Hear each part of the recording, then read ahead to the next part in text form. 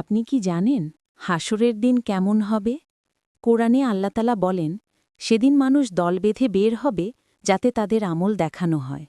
সূরা জিলজাল আয়াত 6-7। আরেক আয়াতে বলেন, সেদিন আকাশ হবে গলিত তামার মতো আর পাহাড় হবে ছড়ানো তুলোর মতো। সূরা আল মাআরিজ আয়াত 8-9।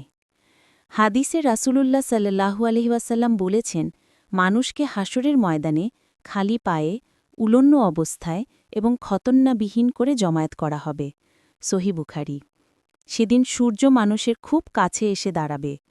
মানুষ ঘামে ডুবে যাবে, কারো গোড়ালি পর্যন্ত, কারো কোমর পর্যন্ত, আবার কারো নাক পর্যন্ত, তার নিজের আমলের উপর নির্ভর করে।